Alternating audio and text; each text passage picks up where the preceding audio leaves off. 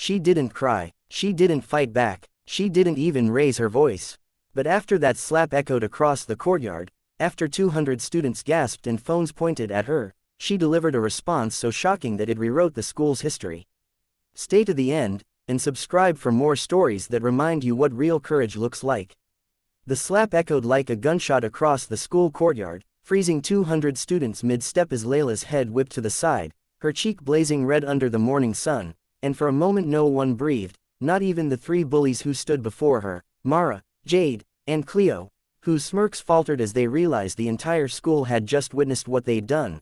But Layla didn't bring her hand to her cheek, didn't let a tear slip, didn't break. Instead, she slowly turned her face back toward Mara with such calm, such terrifying, unshakable calm, that even Mara, the queen bee of Clearwater High, took half a step back despite her perfectly curled hair, expensive nails, and the army of followers who believed she was untouchable, because Layla had always been the quiet one, the scholarship girl who kept to herself, the girl whose father had disappeared and whose mother worked double shifts to keep the lights on, the girl no one expected would ever cause trouble. But what no one knew was that Layla had spent the past year preparing for this exact moment, a moment she'd planned in silence as she studied, observed, and waited, because Layla believed in two things deeply: that injustice inevitably exposes itself, and that truth, once unleashed, becomes unstoppable. And so when Mara shoved her a second time, sneering, "You don't belong here, charity case," the crowd buzzed with nervous laughter and shifting feet, not because they agreed, but because they were afraid of Mara's wrath, her influence,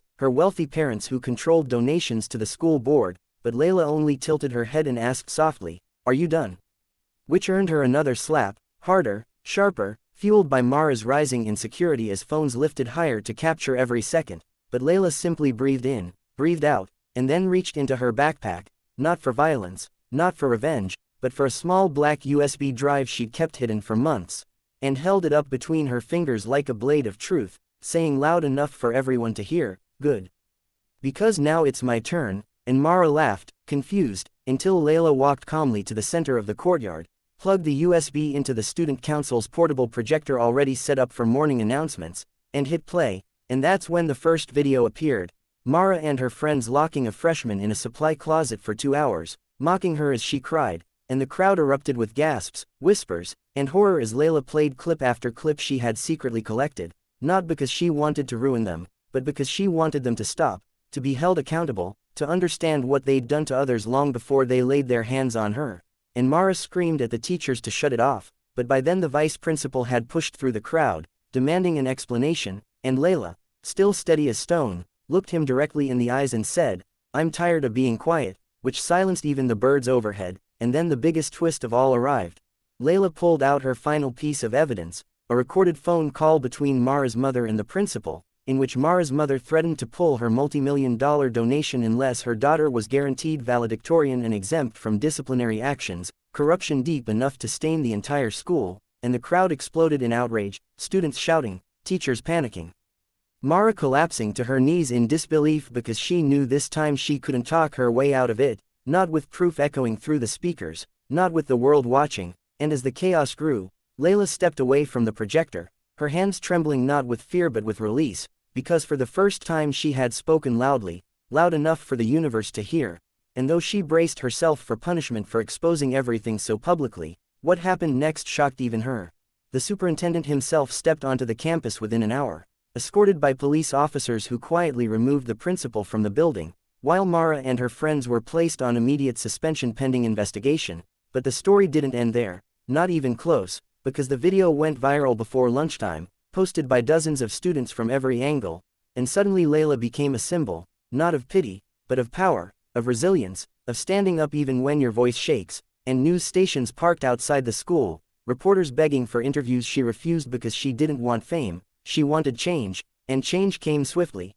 A full audit revealed embezzlement, grade manipulation, admissions favoritism, and years of buried bullying reports ignored due to wealthy parents' influence, leading to 4 staff firings, a complete school board overhaul, and a new anti-bullying policy named after her, the Layla Initiative, requiring transparency, student safety committees, and anonymous reporting systems that could not be overridden by faculty. And Mara, stripped of her privileges, faced mandatory counseling, community service, and public apology. But even then Layla didn't hate her. She had no room for hatred, only healing. And when Mara approached her months later during finals, eyes red, voice shaking, whispering, "Why didn't you destroy me?" Layla simply answered, "Because destroying you would have made me like you. I just wanted the truth," and something in Mara cracked, not broken, but opened, as she realized this girl she slapped in front of 200 people had more strength in her silence than she ever had in her cruelty, and though they would never be friends, they would coexist with the understanding that empathy is more powerful than dominance, and the story grew into legend whispered through generations of students. How a quiet girl toppled a corrupt system with truth instead of violence, how her calm after the slap was the storm that reshaped an entire community, and how strength doesn't always roar, sometimes it stands still, waits, and speaks only when it's time to shatter the world into something new.